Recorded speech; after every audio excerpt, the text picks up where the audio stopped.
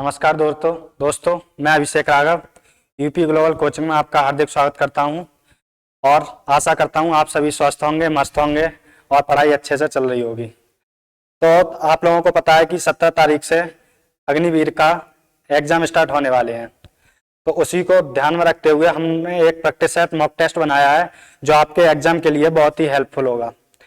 तो हमने उसके 15 क्वेश्चन है, इसमें से आप कमेंट बॉक्स में जरूर बता देना कितने क्वेश्चन आपके सही गए और चैनल को ज्यादा से ज्यादा शेयर करें अगर वीडियो पसंद आए तब। ठीक है, देखो पहला क्वेश्चन है, निम्न में से कौन सी राशि अदिश नहीं है। आपके पास 4 ऑप्शन है। पहला ऑप्शन है ऊर्जा, दूसरा है कार्य, तीसरा है चाल, चौथा है बल। पूछा है निम्न में से कौन सी राशि अदिश नहीं है। अब आप लोग इतने दिनों से पढ़ रहे हैं, अग्निवीर की तैयारी कर रहे हैं, ये सब तो पता ही होगा आपको कि अदिश राशि कौन सी होती है, सदिश राशि कौन सी होती है। वे भौतिक राशियां जिनमें परमाणु के साथ साथ दिशा भी होती है उसे सदिश राशि कहते हैं, और वे भौतिक राशियां जिनमें परमाणु तो होता है पर दिशा नहीं होती अदिश राशियां कहलाती हैं। ठीक है, अब इसमें आप बताओ कौन सा होगा सही। पूछा है निम्न में से कौन सी राशि अदिश नहीं है। देखो बताओ कमेंट बॉक्स में। देखो ऊर्जा, देखो पहला क्वेश्चन है ऊर्जा। ऊर्जा कैसी राशि है, ये हमारी अदिश राशि है। ऊर्जा कैसी राशि है, अदिश। दूसरा कार्य, कार्य भी हमारी अदिश राशि है। इसमें भी परमाणु के साथ साथ दिशा की जरूरत पड़ती है, वो सॉरी परमाणु के साथ साथ दिशा की जरूरत पड़ती है, वो सदिश राशि। और जिनमें केवल परमाणु होता है दिशा नहीं होती वो अदिश राशियां। कार्य भी अदिश राशि है, चाल हमारी ये भी अदिश राशि है। कौन सी राशि है, अदिश। और बल कौन सी राशि है, सदिश। तो क्वेश्चन में क्या पूछा गया था कि निम्न में से कौन सी राशि अदिश नहीं है, तो कौन सा है, चौथा ऑप्शन सही है। कौन सा है, चौथा। ठीक है, देख लो।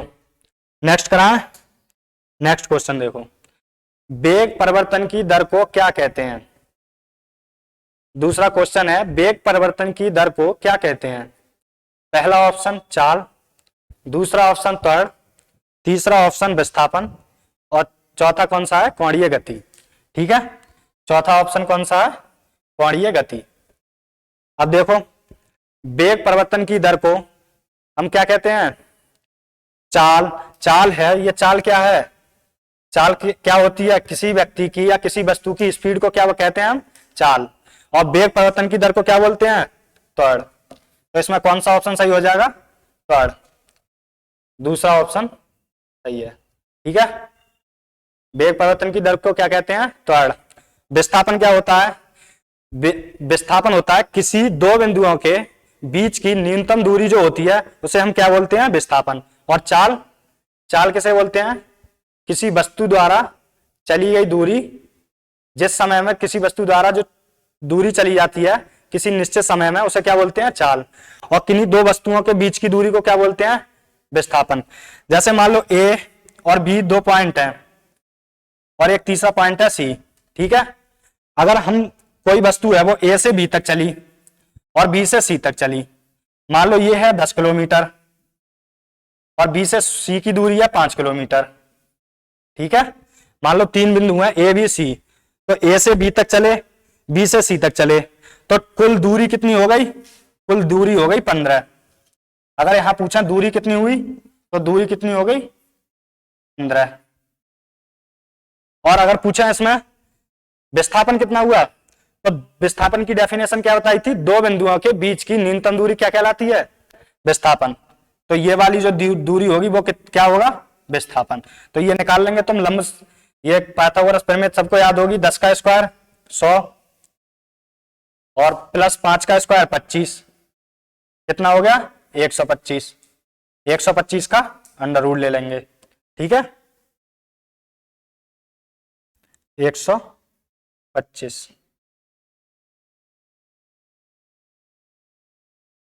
अंडर रूट 125, ये वाली दूरी कितनी हो जाएगी 125। तो ए और सी का विस्थापन कितना हुआ, अंडर रूट 125, और अगर हम दूरी की बात करें तो कितनी होगी 15। ठीक है, विस्थापन और दूरी समझ में आ गया। देखो नेक्स्ट क्वेश्चन, न्यूटन की गति के किस नियम को गैलीलियो का नियम कहते हैं। क्वेश्चन है हमारा तीसरा, न्यूटन की गति के किस नियम को गैलीलियो का नियम कहते हैं? अब देखो पहला ऑप्शन है प्रथम नियम, दूसरा द्वितीय, तीसरा तृतीय और चौथा है संवेग संरक्षण का नियम।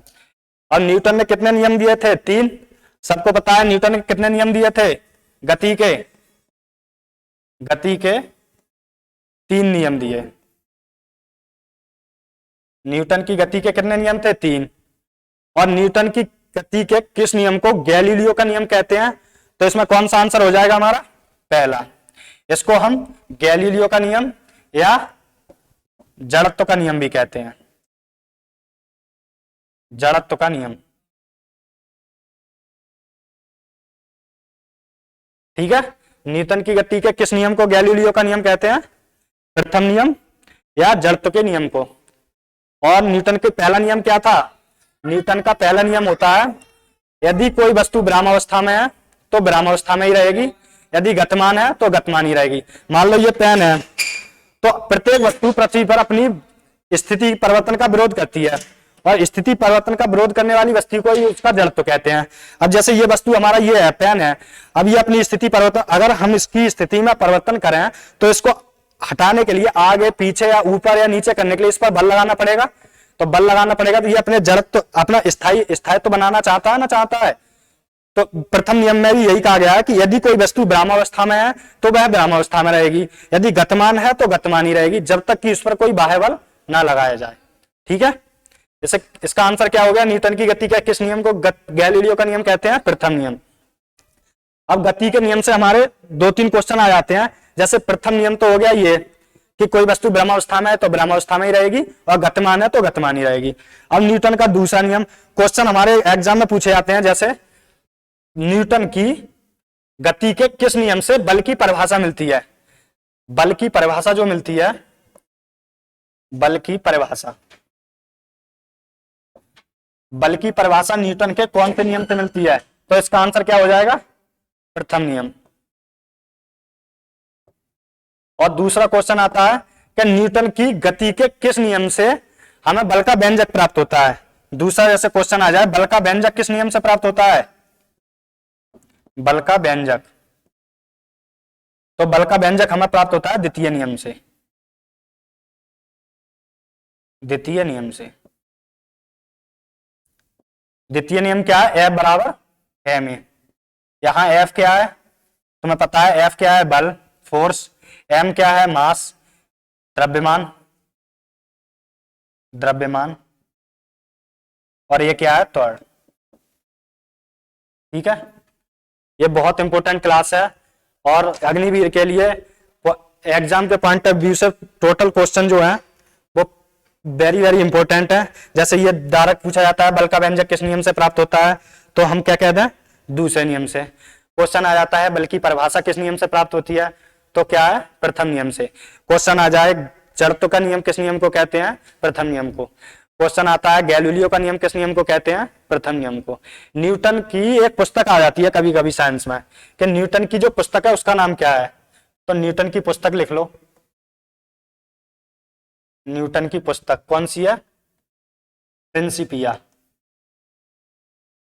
प्रिंसिपिया, न्यूटन की पुस्तक का नाम क्या है? प्रिंसिपिया, जिससे ये तीनों गति के नियम हमें प्राप्त होते हैं। ठीक है, और क्रिया प्रतिक्रिया का नियम जो बोलते हैं वो कौन से नियम को बोलते हैं? तीसरे। जैसे हम ये बताएं, ये तीसरे नियम को क्या बोलते हैं? क्रिया प्रतिक्रिया का नियम। क्रिया प्रतिक्रिया का नियम, क्रिया प्रतिक्रिया का नियम। कौन से क्वेश्चन, कौन से ऑप्शन को बोलते हैं? न्यूटन के कौन से नियम को बोलते हैं? तीसरे नियम को। ठीक है, क्रिया प्रतिक्रिया का नियम। पहले नियम को क्या बोलते हैं? गैलीलियो का नियम या जड़त्व का नियम। अगला क्वेश्चन देखो, किसी वस्तु की चाल को दोगुना करने पर उसकी चाल पर क्या प्रभाव पड़ेगा? क्वेश्चन है, किसी वस्तु की चाल को दोगुना करने पर उसकी चाल पर क्या प्रभाव पड़ेगा? पहला ऑप्शन है दोगुनी होगी, दूसरा ऑप्शन है 4 गुनी होगी, तीसरा ऑप्शन है अपवर्तित रहेगी, और चौथा ऑप्शन है 8 गुनी होगी। बताइए क्या होगी? किसी वस्तु की चाल को दोगुना करने पर उसकी चाल पर क्या प्रभाव पड़ेगा? 2 गुनी होगी, 4 गुनी होगी, अपवर्तित रहेगी, या 8 गुनी होगी? देखो क्या प्रभाव पड़ेगा? अब ये कह दिया किसी वस्तु की चाल को दोगुना करने पर उसकी, ये थोड़ा मिसप्रिंट हो गया है, सब यहां लिख लो चाल की जगह, थोड़ा मिसप्रिंट हो गया ये।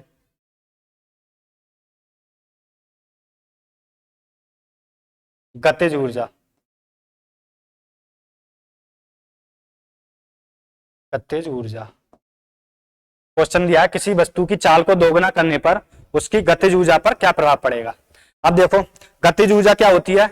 किसी वस्तु में उसकी गति के कारण जो ऊर्जा स्थित होती है, किसी वस्तु में उसकी गति के कारण जो ऊर्जा स्थित होती है उसे क्या बोलते हैं? गतिज ऊर्जा। और किसी वस्तु में ऊर्जा मोस्टली दो प्रकार की होती है, एक गतिज ऊर्जा होती है, एक स्थितिज ऊर्जा। और यदि किसी वस्तु में उसकी स्थिति के कारण जो ऊर्जा संचित होती है उसे क्या बोलते हैं? स्थितिज ऊर्जा। जैसे आपने देखा होगा, जो हम लाते हैं बाजार से लाते हैं ये वो बच्चों के खिलौने जो होते हैं, ट्रैक्टर वगैरह, ट्रक वगैरह, गाड़ी वगैरह, तो उनमें चाबी जो भरी जाती है वो देखी है, तो उसमें जो चाबी भरी जाती है वो क्या होती है? हमारी संचित ऊर्जा होती है। वो जैसे ही हम उस चाबी को छोड़ते हैं तो वो गाड़ी या वो जो वस्तु है वो अपनी गति प्राप्त कर लेती है, तो वो स्थितिज ऊर्जा जो होती है वो क्या प्राप्त कर लेती है? गतिज ऊर्जा में बदल जाती है। ठीक है, तो किसी वस्तु में गति के कारण जो ऊर्जा होती है उसे गतिज ऊर्जा बोलते हैं, और किसी वस्तु में उसकी स्थिति के कारण जो ऊर्जा उत्पन्न होती है उसे स्थिति ऊर्जा बोलते हैं। अब क्वेश्चन है हमारा, किसी वस्तु की चाल को दोगुना करने पर उसकी गतिज ऊर्जा पर क्या प्रभाव पड़ेगा। ठीक है, अब देखो गतिज ऊर्जा का तुम्हें फार्मूला पता होगा। गतिज ऊर्जा को किससे प्रदर्शित करते हैं? के से। के बराबर क्या होता है? Half mv square, mv square. ठीक है, अब देखो हाफ mv स्क्वायर है, ये क्या है? चाल है, वेग है। इसको अगर हम दोगुना कर दें तो गतिज ऊर्जा पर क्या प्रभाव पड़ेगा? देखो पहले ये के बराबर हाफ mv स्क्वायर है, अब हम इसको चाल को डबल कर दें, 1/2 m, b की जगह 2b कर दें, 2b का स्क्वायर। अब देखो 1/2 m, 2b का स्क्वायर का मतलब क्या होगा? 4b का स्क्वायर, 4b का स्क्वायर हो गया। ठीक है, 1/2 m, 2b का स्क्वायर, 4b का स्क्वायर। अब देखो इसे लिखना 4 गुणा 1/2 mv स्क्वायर, mv स्क्वायर। देखो 4, ये mv स्क्वायर बराबर कितना था ऊपर? के, तो कितने गुना हो गई ऊर्जा? 4 गुना। तो हमारा कौन सा ऑप्शन हो जाएगा? बी। ठीक है, बताओ जिसको भी ना समझ में आया हो।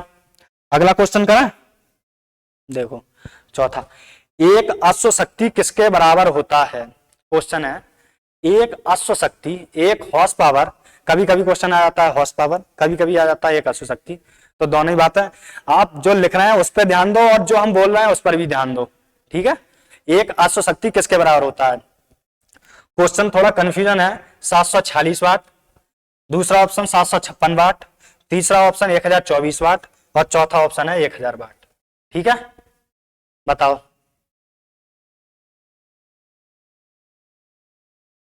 कौन सा ऑप्शन होगा इसमें? कौन सा है? 746 वाट, पहला ऑप्शन सही हो जाएगा।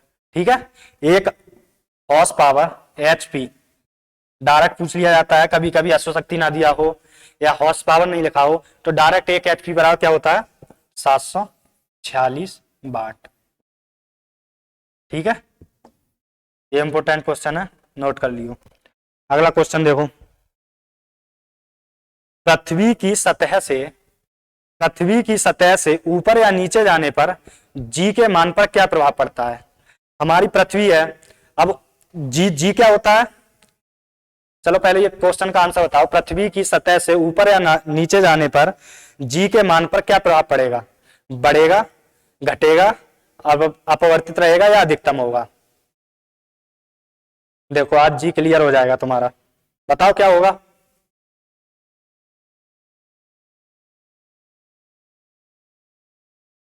देखो इधर, पृथ्वी की सतह से हम या ऊपर जाएं या नीचे जाएं तो जी के मान हमेशा घटेगा। ठीक है, जी क्या होता है? अब जी के बारे में समझ लो। जी होता है गुरुत्वीय त्वरण, गुरुत्वीय त्वरण। जी क्या होता है? गुरुत्वीय त्वरण। जी का मान पृथ्वी पर कितना होता है? जी बराबर होता है 9.8 मीटर प्रति सेकंड स्क्वायर। ठीक है, ये है हमारी जी की वैल्यू। जी की पृथ्वी की सतह से ऊपर या नीचे जाने पर जी का मान घटता है। ठीक है, अगर पूछ ले पृथ्वी पर जी का मान सर्वाधिक कहां होता है, तो जी का मान लिखो, क्वेश्चन नोट कर लो। जी का मान अधिकतम अधिकतम जो होता है वो होता है ध्रुवों पर। ठीक है, और पूछना जी का मान न्यूनतम,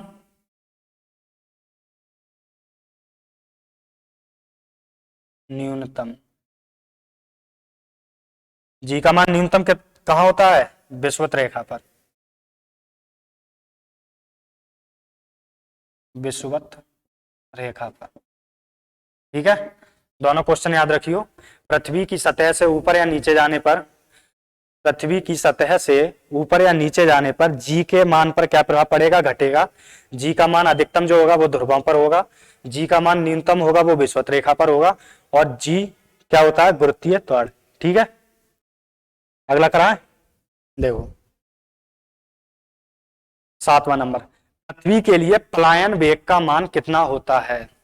यह भी बहुत कंफ्यूजिंग है, सारे ऑप्शन सेम सेम से दिख रहे हैं, बताइए क्या होगा आंसर। पृथ्वी के लिए पलायन वेग, सबसे पहले तो आप ये समझो पलायन वेग क्या होता है। पलायन पलायन वेग, पलायन वेग वह न्यूनतम वेग है, पलायन वेग वह न्यूनतम वेग है जब हम किसी वस्तु को, किसी वस्तु को हम उस वेग से फेंकें जिस वेग से वह पृथ्वी पर कभी वापस ना आए। मान लो हमने कोई वस्तु है वो पृथ्वी से आकाश की तरफ इस वेग से फेंकी कि वो कभी भी वापस ही ना आए, तो उसे क्या कहते हैं, पलायन वेग। ठीक है, जिस वेग से कोई वस्तु पृथ्वी की कक्षा को, जो जी का मान जो होता है, जहां तक जी का मान असर करता है उसे पार करके चली जाए, उसे क्या बोलते हैं, पलायन वेग। तो पलायन वेग के लिए, पलायन वेग पृथ्वी के लिए कितना होता है, पलायन वेग समझ में आ गया, मतलब किसी वस्तु को हम उस वेग से फेंकें, किसी वस्तु को हम उस वेग से फेंकें कि वह पृथ्वी पर कभी वापस ना आए, पृथ्वी की कक्षा को पार करके ऊपर चली जाए, कभी भी लौट के ना आए, उसे क्या बोलते हैं, पलायन वेग। अब पृथ्वी के लिए पलायन वेग का मान कितना होता है, देखो पहला ऑप्शन है 11.2 किलोमीटर प्रति सेकंड। क्वेश्चन सेम सेम से लग रहे हैं पर, ऑप्शन सेम सेम लग रहे हैं पर चारों ऑप्शन अलग अलग हैं। पहला है 11.2 किलोमीटर प्रति सेकंड, ठीक है। दूसरा ऑप्शन है 11.2 किलोमीटर प्रति घंटा, km प्रति आवर। सी ऑप्शन है 11.2 मीटर प्रति सेकंड, और चौथा ऑप्शन है डी, नन ऑफ दीज। बताइए कौन सा होगा, बता सकता है कोई, लगाओ। और जो भी स्कोर तुम्हारा बने वो कमेंट बॉक्स में जरूर बताएं कमेंट करके। और अगर वीडियो पसंद आए तो लाइक शेयर सब्सक्राइब तो बनता है। और वैसे ये कंटेंट जो हमने तैयार किया है उसमें आपको पता है थोड़ी बहुत तो मेहनत लगती है।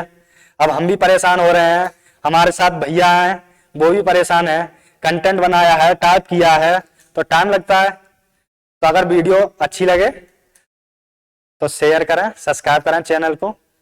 और वैसे भी आपका जो व्यू होगा, आपकी जो लाइक शेयर और कमेंट होंगे, वही हमारे लिए मोटिवेशन है। और वैसे हमें कुछ एक्स्ट्रा इससे मिल नहीं रहा है, आप लोगों को पता ही है। ठीक है, पृथ्वी के लिए पलायन वेग कितना होता है, आया किसी का, ये होता है हमारा 11.2 किलोमीटर प्रति सेकंड। ये बात यहां ध्यान रखें, किलोमीटर प्रति सेकंड है। यदि हम किसी भी को है, किसी व्यक्ति को भेज दें, किसी वस्तु को भेज दें, 11.2 किलोमीटर प्रति सेकंड की स्पीड से फेंकें तो वह पृथ्वी पर कभी वापस नहीं आएगा। वैसे किसी को फेंक मत दियो आप जो कभी वापस ही ना आए, ठीक है। अगर 11.2 किलोमीटर प्रति सेकंड की स्पीड से फेंके तो वह पृथ्वी पर कभी वापस नहीं आएगा। ठीक है, नेक्स्ट क्वेश्चन देखें। देखो, किसी वस्तु का द्रव्यमान पृथ्वी पर 60 किलोग्राम है, चंद्रमा पर उसका द्रव्यमान कितना होगा। बहुत बहुत बहुत इंपॉर्टेंट क्वेश्चन है, कंफ्यूजिंग भी होगा इसमें। देखिए, इंपॉर्टेंट क्वेश्चन है ये, काफी बार एग्जाम में भी आ गया है।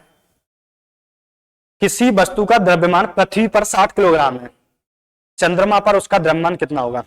अब आप सब लोग बताएंगे ऑप्शन, ज्यादातर 6 किलोग्राम या 10 किलोग्राम, 60 किलोग्राम। ऑप्शन तो चारों ही है, 6, 10, 60, 20 सेम सेम से है। देखो, हमारा जो द्रव्यमान है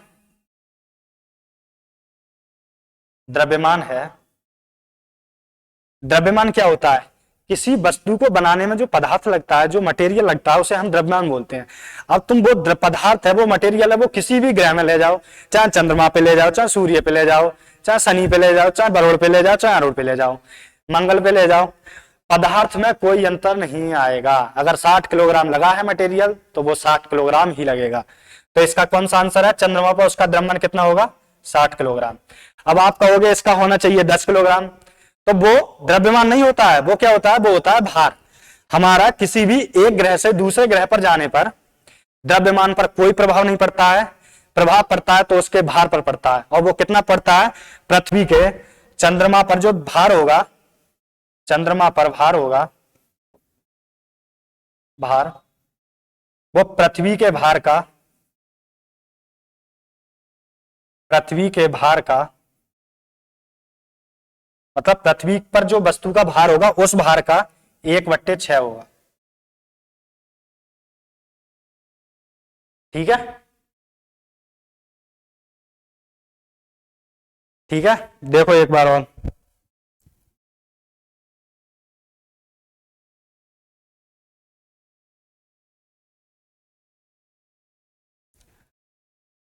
ठीक है, अगला देखो।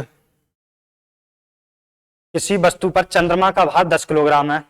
किसी वस्तु का चंद्रमा पर भार, ये जो अभी क्वेश्चन बताया हम वही आ गया दोबारा। किसी वस्तु का चंद्रमा पर भार 10 किलोग्राम है, वहां द्रव्यमान था, यहाँ क्या है? भार है। तो पृथ्वी पर भार कितना होगा? देखो पृथ्वी पर भार कितना होगा, बताइए, बताओ, आप लोग बताओ।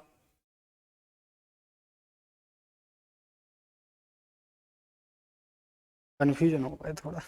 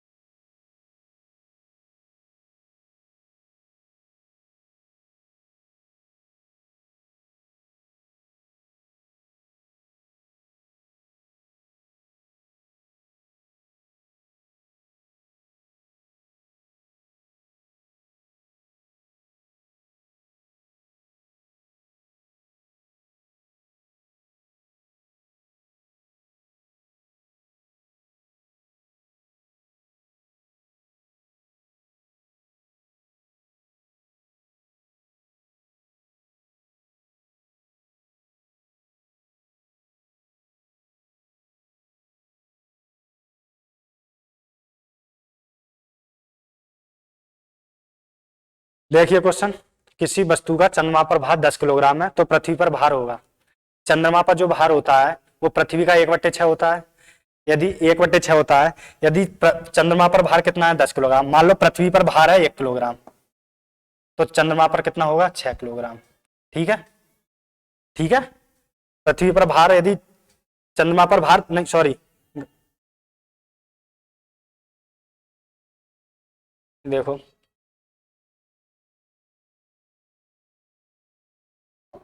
यदि चंद्रमा पर भार 10 किलोग्राम है तो पृथ्वी पर भार होगा इसका 6 गुना होगा। वहां 1/6 होता है चंद्रमा पर, तो यहाँ कितना होगा? 6 गुना हो जाएगा। ये 10 किलोग्राम है तो पृथ्वी पर भार कितना होगा? 60 किलोग्राम। ठीक है, नेक्स्ट देखो, वायुमंडलीय दाब को किस उपकरण से मापते हैं? 4 ऑप्शन दिए हैं, barometer, hygrometer, C option hydrometer और डी ऑप्शन फेदोमीटर। ठीक है, वायुमंडलीय दाब को किस उपकरण से मापते हैं? कौन सा आंसर होगा? बैरोमीटर। अब इसमें 3 ऑप्शन और रह गए, ये भी बता दे रहे। हाइग्रोमीटर से क्या नापते हैं? वायु की आर्द्रता। आर्द्रता का मतलब समझते हो आप? नमी, कितनी नमी है वो किससे मापते हैं? हाइग्रोमीटर। हाइड्रोमीटर से क्या नापते हैं? जल घनत्व, जल घनत्व। ठीक है, और डी ऑप्शन क्या है? फेदोमीटर। फेदोमीटर से क्या नापते हैं? समुद्र की गहराई, समुद्र की गहराई। ठीक है। वायुमंडलीय दाब किससे मापते हैं? बैरोमीटर से। और हाइग्रोमीटर से क्या मापते हैं? वायु की आर्द्रता। हाइड्रोमीटर से जल घनत्व और फेदोमीटर से समुद्र की गहराई। ठीक है। नेक्स्ट देखो, किसी वस्तु का द्रव्यमान 10 किलोग्राम है, उसका त्वरण 1.5 मीटर प्रति सेकंड स्क्वायर है, तो उस वस्तु पर लगने वाले बल की गणना कीजिए।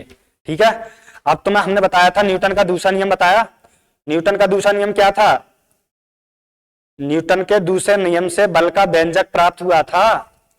किसी वस्तु में संवेग परिवर्तन की दर, किसी वस्तु में संवेग परिवर्तन की दर उस पर आरोपित बल के अनुपाती होती है।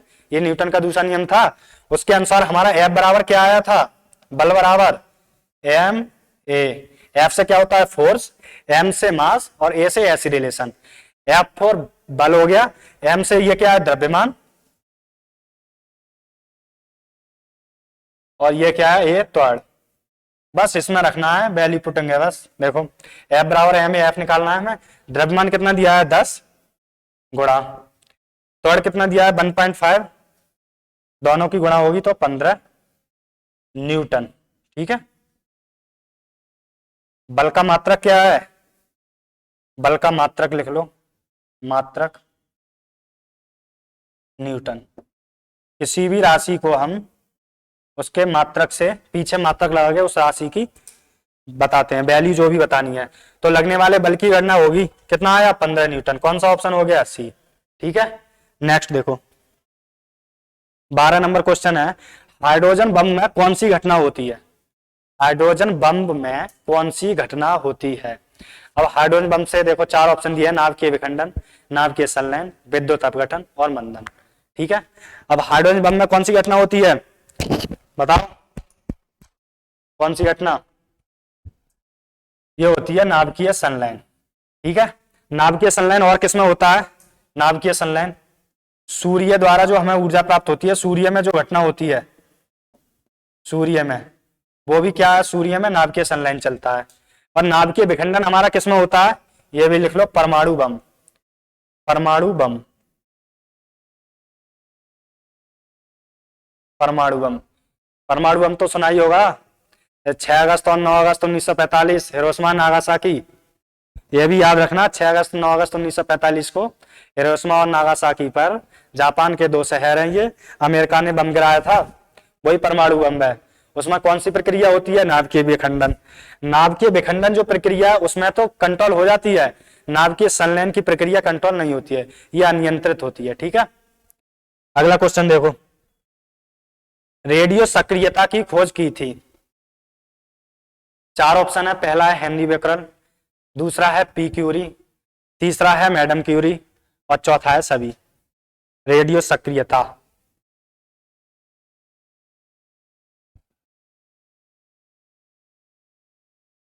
बताओ। देखो रेडियो सक्रियता की जो खोज की थी, तो कभी कभी एक ऑप्शन दे देते हैं कि मैडम क्यूरी ने की, कभी कभी दे देते हैं पी क्यूरी ने की, कभी कभी दे देते हैं हेनरी बेकरल। तो हम आपको बता दें ये तीनों ने ही की थी इसकी खोज एक साथ मिलकर। ठीक है। तो इसका कौन सा आंसर हो जाएगा? चौथा, ये सभी। नेक्स्ट देखो, निकट दृष्टि दोष में किस लेंस का प्रयोग करते हैं? निकट दृष्टि दोष में किस लेंस का प्रयोग करते हैं? पहला है उत्तल लेंस, दूसरा है अवतल लेंस, तीसरा है उभयावतल और चौथा है बेलनाकार लेंस। अब देखो निकट दृष्टि दोष तो आप जानते ही होंगे, वह दोष जिसमें, इसमें उल्टा होता है। वैसे तो दोष लिखा हुआ है निकट दृष्टि दोष, पर इसमें ऐसा होता है, इसमें पास की वस्तु तो स्पष्ट दिखाई देती है पर दूर की वस्तु स्पष्ट दिखाई नहीं देती, फिर भी ये दोष है। देखो जैसा बना दिया साइंटिस्टों ने वही ठीक है। निकट दृष्टि दोष में किस लेंस का प्रयोग करते हैं? अवतल लेंस। ठीक है। क्वेश्चन आ जाए, दूरदृष्टि दोष में किस लेंस का प्रयोग करते हैं? उत्तल लेंस। दूरदृष्टि दोष। ठीक है। और एक होता है, इसमें तो हमें जो निकट दृष्टि दोष होता है उसमें पास की वस्तुएं स्पष्ट दिखाई देती हैं, दूर की स्पष्ट दिखाई नहीं देती। और दूरदृष्टि दोष में दूर की वस्तुएं स्पष्ट दिखाई देती, पास की वस्तुएं स्पष्ट दिखाई नहीं देती। ठीक है। एक आ गया, ये देख लो तीसरा है उभयावतल लेंस, इसे बोलते हैं हम द्विफोकसीय लेंस, द्विफोकसीय लेंस, द्विफोकसीय लेंस, ठीक है। द्विफोकसीय लेंस है, उभयावतल लेंस। ये किसमें प्रयोग होता है? जरा दूरदृष्टि दोष, जरा दूर दृष्टि दोष, ठीक है। इसमें कौन सा लेंस प्रयोग करते हैं? उभयावतल लेंस। जरा दूरदृष्टि दोष में क्या होता है? जरा दूरदृष्टि दोष में हमारी ना तो हमें पास की वस्तुएं इस पर दिखाई देती हैं, ना हमें दूर की वस्तुएं इस पर दिखाई देती हैं, तो इसमें हमें दोनों लेंसों का प्रयोग करना पड़ता है। इसे क्या बोलते हैं? द्विफोकसीय लेंस। और क्या बोलते हैं? उभयावतल लेंस। इसमें मांसपेशियां सिकुड़ जाती हैं, सिकुड़न आ जाती है। ये मोस्टली बुढ़ापे में होता है। और ये दूरदृष्टि दोष और निकट दृष्टि दोष है, वो किसी में भी हो सकता है, ये बुढ़ापे में होता है, ठीक है। नेक्स्ट और लास्ट क्वेश्चन, रेगिस्तान में मरीचिका का बनना किस घटना का उदाहरण है? बहुत सुना होगा मरीचिका, नहीं सुना हो तो सुन लो आज। मरीचिका क्या होती है? जैसे तुम कभी गए हो गर्मियों में, तो तुम्हें ऐसा लगता है कि थोड़े दूर आगे जाके पानी है। जैसे रोड पे तुम बाइक लेके कभी जा रहे हो, तभी देखना तुम्हें थोड़ी दूर आगे जाके पता पड़ेगा, ऐसा लगेगा कि रोड पे आगे पानी भरा हुआ है, लेकिन वो पानी नहीं होता है, वो एक भ्रम होता है हमारा कि ये पानी है। तुम जब उसके पास जाओगे तो वो पानी थोड़ी और आगे दिखाई देगा, और पास जाओगे फिर और आगे दिखाई देगा। ये लेकिन हमारे यहाँ तो ये रेगिस्तान नहीं है, लेकिन रेगिस्तान जहां होता है वहां ये कुछ ज्यादा मात्रा में दिखाई देता है। जैसे रेगिस्तान में, जैसे हमारा राजस्थान में रेगिस्तान है ना, तो वहां पर जो ज्यादातर हिरन है ना, उनकी मृत्यु इसी कारण हो जाती है। वो भागते हैं रेगिस्तान में कि आगे जाके पानी होगा, और दौड़ते हैं, दौड़ते दौड़ते वहां पहुंचते हैं, फिर आगे दिखता है कि वहां पानी होगा। तो इसमें हमें भ्रम होता है। रेगिस्तान में मरीचिका बनने का कारण होता है, वो हमारा किसके कारण होता है? पूर्ण आंतरिक परावर्तन, ठीक है। पूर्ण आंतरिक परावर्तन के और भी हैं उदाहरण। जैसे पूर्ण आंतरिक परावर्तन का एक तो ये हो गया रेगिस्तान में मरीचिका का बनना। एक जैसे कभी देखा है तुमने, जो कांच होता है उसमें दरार जो आ जाती है तो कितना शाइनिंग बहुत तेज चमकता है, जो वो पूर्ण आंतरिक परावर्तन के कारण होता है। कांच का चटकना, कांच का चटकना, ये क्या है? पूर्ण आंतरिक परावर्तन। और हीरे का चमकना, हीरा भाई बहुमूल्य धातु है, हीरे का चमकना तो सबसे ज्यादा चमकना चाहिए, पर उसका गुण है ये, वो किसके कारण चमकता है? पूर्ण आंतरिक परावर्तन के, हीरे का चमकना, ठीक है। वैसे तुम्हारी केमिस्ट्री में क्वेश्चन आया था, हीरा किसका अपर रूप है? हीरा अपर रूप, हीरा अपर रूप है कार्बन का। देखो कार्बन को कोई पूछता नहीं है, और हीरे सबसे बहुमूल्य धातु है, ठीक है। ये 15 क्वेश्चन हो गए। आप लोगों से विनती है, अगर क्लास पसंद आई हो तो ज्यादा से ज्यादा चैनल को सब्सक्राइब करें, और कमेंट बॉक्स में बताएं कि 15 में से आपके लिए कितने क्वेश्चन आपके सही गए। धन्यवाद।